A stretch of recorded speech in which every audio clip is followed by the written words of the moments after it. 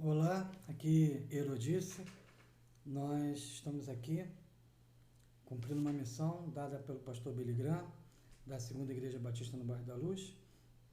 Nós vamos ministrar uma aula da Escola Bíblica Dominical. O assunto que nós estamos tratando a partir de hoje é santificação.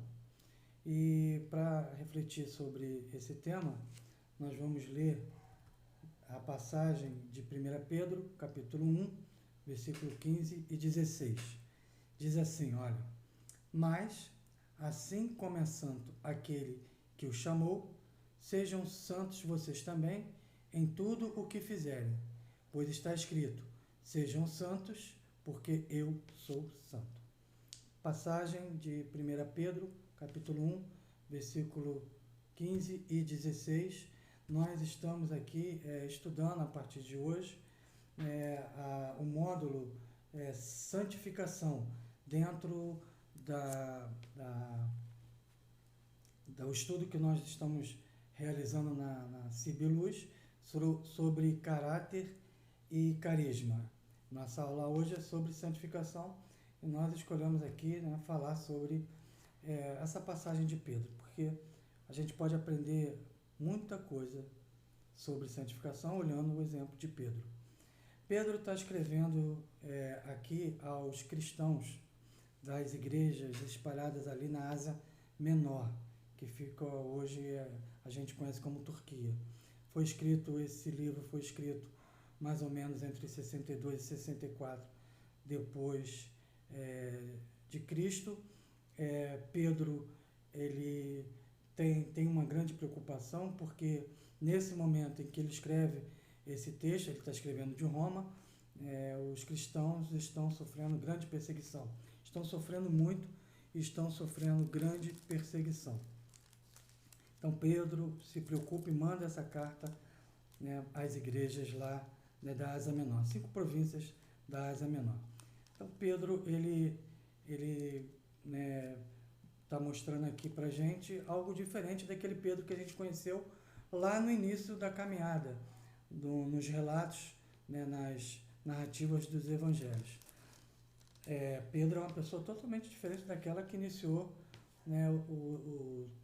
o trabalho ao ser escolhido como discípulo de Jesus. Pedro foi escolhido discípulo de Jesus junto com o seu irmão, e começou a caminhar com Jesus, e a gente vê uma caminhada de Pedro ali muito inconstante. Independentemente daquilo que os evangelhos narram a respeito de Pedro, Pedro era uma pessoa muito voluntariosa, muito atirada, muito impulsiva. Pedro às vezes confundia o que Jesus estava falando, dava uma outra interpretação, era repreendido pelo próprio Jesus. Inclusive Pedro negou mesmo Jesus, e Jesus já tinha falado que isso ia acontecer, e aconteceu. Pedro negou a Jesus, e a gente vai ver que nesse caminho que Pedro trilha até chegar esse momento onde ele está escrevendo essa epístola às igrejas da Ásia Menor, a gente vai ver que houve uma modificação muito grande.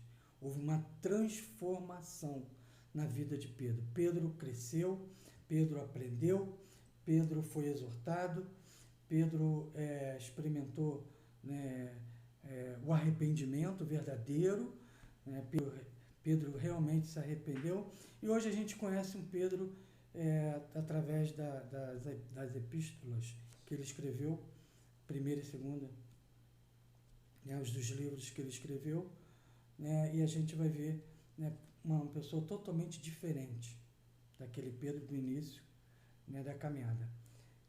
Voltando, a gente vai falar sobre santificação. Hoje é só uma introdução, e a gente vai pegar o exemplo de Pedro para poder trazer uma reflexão sobre essa caminhada de santificação.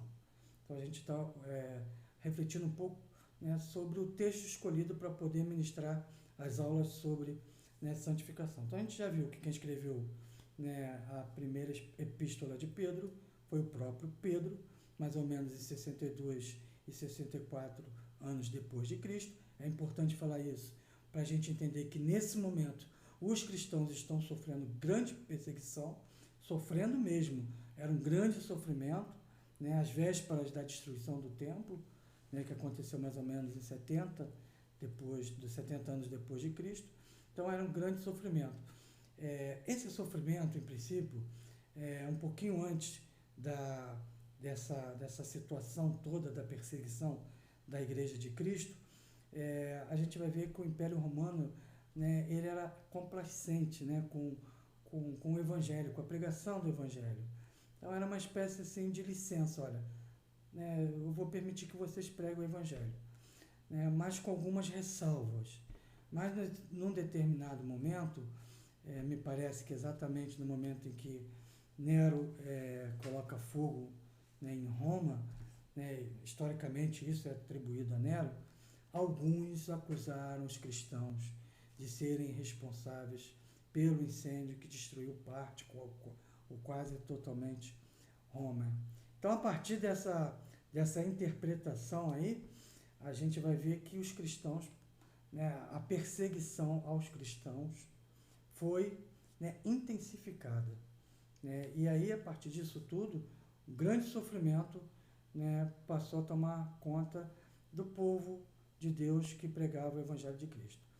É importante falar, né, do tempo, do autor do livro, Pedro, do tempo, 62 a 64 anos depois de Cristo. É também importante falar para quem ele estava escrevendo, ou seja, os cristãos que estavam sofrendo e, a partir desse momento, sofreriam mais ainda perseguição. E é importante também falar, né, da própria transformação de Pedro. E esse Pedro que agora está, né, cuidando, tratando desse povo que estava sofrendo, né, não é o mesmo Pedro que iniciou. Nós, nesse momento, a gente pode pensar nessa transformação, nessa metanoia, né, que Pedro sofreu desde o início, no momento que ele é escolhido discípulo de Jesus, até esse momento que ele está escrevendo, né, essa epístola. Mostra uma maturidade, mostra um crescimento, mostra uma intimidade profunda com Deus, diante da preocupação que Pedro, né, está tendo com aqueles que estavam sofrendo, né, espalhados pela Ásia Menor, pela própria, né, Europa da época e por alguns outros lugares onde os cristãos estavam pregando o Evangelho. Importante falar disso nesse momento. Sabe por quê? Porque nesse momento tem muitas pessoas sofrendo também. Tem pessoas que estão precisando de tratamento. Tem pessoas que estão precisando de cuidado. E eu queria convidar nesse momento você, a partir de agora, a estar orando pelos líderes cristãos, pastores, líderes que estão cuidando e tratando dessas pessoas que estão sofrendo com essa pandemia. É mais ou menos algo parecido com Pedro, né, com o que Pedro está fazendo nesse momento, quando ele escreve essa epístola de 1 Pedro. Pedro, ele se preocupa com esses cristãos. Ele está aqui oferecendo elementos para que esses cristãos possam suportar esse sofrimento. Ele está oferecendo coragem para que eles consigam sobreviver a todo esse sofrimento. O verdadeiro sofrimento, porque o sofrimento que eles estão passando nesse momento é o sofrimento por pregarem o Evangelho de Cristo. É algo muito parecido com o que a gente está vivendo hoje, muito parecido. Então é preciso colocar pastores e líderes, né, nas nossas orações, orar por eles, porque o rebanho, né, que eles estão cuidando nesse momento estão precisando de ajuda. Estão precisando de ajuda espiritual. Estão precisando de ajuda material. E nós temos um papel a ser desenvolvido nesta época. Outros Pedros precisam ser levantados nesta época. Voltando ao assunto da santificação, né? A gente já viu algumas introduções, né, sobre essa situação toda, e a gente, diante do que a gente viu de Pedro, a gente pode entender que se Pedro está alcançando agora um nível de maturidade, de santidade, de intimidade com Deus, isso tudo não tem nada a ver, né, com os dons, com os talentos, com aquilo que Pedro, por exemplo, vestia, com aquilo que Pedro, por exemplo, guardava, com aquilo que Pedro pensava sobre o contexto da vida social onde ele estava inserido. Não, não. Pedro foi sendo lapidado ao longo do tempo, mas essa lapidação, né, vamos dizer assim, ela não decorre de algo externo, de algo, né, que Pedro fazia. Pedro comparecia no templo para pregar o evangelho, Pedro saía às ruas, Pedro usava, né, a escritura sagrada debaixo do braço, Pedro usava uma determinada roupa, Pedro deixava de fazer algumas coisas, Pedro fazia outras coisas. Santificação não tem nada a ver com isso. Santificação tem a ver com o nosso interior, com o interior de Pedro. A gente precisa esclarecer isso agora, porque nós vamos ver, né, todo esse processo de santificação, né, detalhado em alguns pontos. Mas hoje a introdução é sobre, né, essa metanoia, essa transformação de Pedro, para a gente poder entender que essa santificação, essa intimidade, né, esse progresso que Pedro agora está experimentando, dessa maturidade espiritual, tem a ver com a metanoia, com a transformação do próprio Pedro, tá ok? Então a gente vai ver, né, que a santificação não tem nada a ver com algo externo, e sim com o nosso interior. Foi isso que Pedro experimentou. E analisando nesse contexto de Pedro, ainda como introdução, né, a gente vai ver que Pedro experimentou, e nós podemos experimentar também nos dias de hoje, né, a mortificação do pecado. É a vitória contra o pecado, porque a todo tempo nós somos tentados, né? O velho homem está sempre querendo se manifestar. É preciso entender isso. Nenhum de nós escapa dessa realidade. O velho homem vai querer se manifestar. Então, quando a gente fala em vitória sobre o pecado, vitória sobre o mal, vitória sobre as tentações, a gente está falando sobre mortificação do pecado. Mortificação do pecado, né, junto com aquilo que a gente entende que nós estamos cumprindo a vontade, né, revelada nas Escrituras, reveladas pelo próprio Deus nas Escrituras Sagradas, né? É a vitória da nossa nova natureza, já que nós confessamos os nossos pecados, nos arrependemos dos nossos pecados, nós tomamos a decisão de aceitar Cristo como nosso único, suficiente Salvador e salvação. Tem tudo a ver com santificação. Nós, nesse momento, estamos experimentando a nova natureza. E isso vem através de um processo, de um progresso. Esse mesmo processo, esse mesmo progresso que experimentou Pedro, aquele rude pescador, sem instrução, né? Aquele homem voluntarioso, impulsivo, agora ele está oferecendo conforto, consolo para aqueles cristãos que estão sofrendo perseguição. Uma outra coisa que a gente precisa entender, que não é fácil, tá? Vencer o pecado não é fácil. É mais difícil vencer o domínio de hábitos pecaminosos do que qualquer outra coisa. É mais difícil vencer o domínio de hábitos pecaminosos do que vencer, por exemplo, qualquer maldição, qualquer enfermidade, qualquer libertação de enfermidade, né? Qualquer tipo de prosperidade, de receber qualquer prosperidade. Vencer hábitos do domínio de pecados é muito difícil. A gente precisa aceitar isso. É difícil, é muito difícil, mas é possível, porque nós entendemos, né, que se, né, o próprio Cristo venceu, né, o pecado, ele foi tentado. A gente sabe que Jesus foi tentado. O orgulho, foi oferecido a Cristo, mas ele se negou. Então, é possível. E a gente vai ver os exemplos dos apóstolos, né? Pedro, né, sofrendo esse processo de transformação até chegar a esse ponto, onde ele está aqui oferecendo coragem, força, consolo, conforto e elementos da própria palavra de Deus para que os cristãos conseguissem suportar todo o sofrimento. Nós podemos também citar, como a gente citou na última aula, o exemplo de Paulo, onde Paulo, né, de perseguidor, passa a ser propagador do Evangelho. Né? Paulo passa a ser um cristão exemplo de que é possível, sim, vencer, né, os hábitos pecaminosos do velho homem. Né? E a gente, através do exemplo de Paulo, a gente vai ver que a santidade é progressiva. Né? Ela não se obtém instantaneamente. A santidade não se obtém instantaneamente por meio de alguma intervenção sobrenatural. Isso não é nada de um movimento mágico.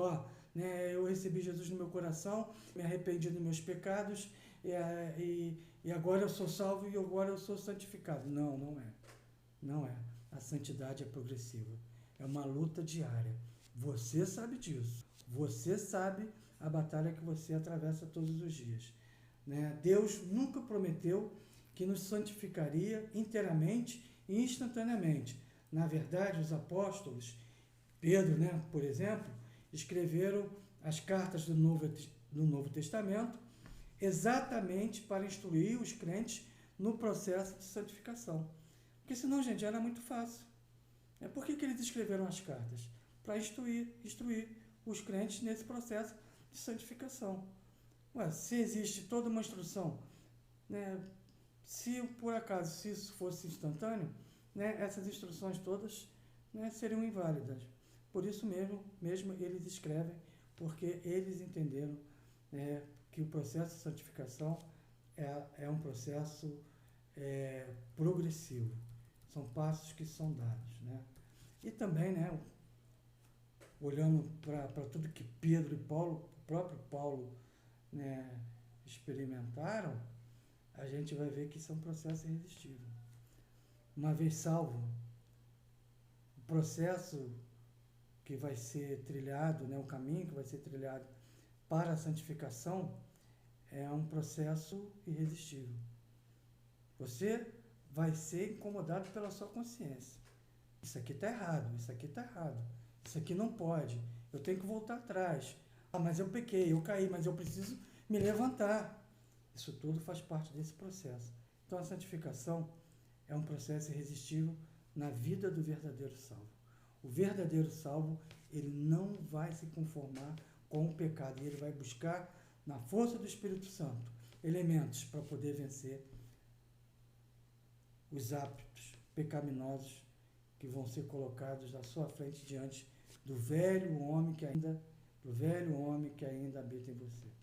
Por isso a gente vai terminar aqui citando a frase de John Piper, teólogo famoso aí, tão festejado. Ele diz o seguinte: santificação é o trabalho da graça de Deus em nós para inclinar nossos corações a pensar e sentir sua santa vontade. Trabalho da graça de Deus, trabalho da graça de Deus, que nos faz pensar e sentir a sua própria vontade. Nós passaremos por esse processo. Santificação é um processo. É possível alcançar a santidade. Assim como nós vimos no exemplo de Paulo, no exemplo de Pedro, nós vamos entender que são passos que nós vamos dar, são etapas que nós vamos cumprir. E olhando sempre para aquele, né, que é o nosso exemplo a ser seguido, o próprio Cristo. Mas, assim como é santo aquele que o chamou, sejam santos vocês também em tudo o que fizerem, pois está escrito: porque eu sou santo. Sejam santos vocês também em tudo o que fizerem. Isso significa vitória sobre o velho homem.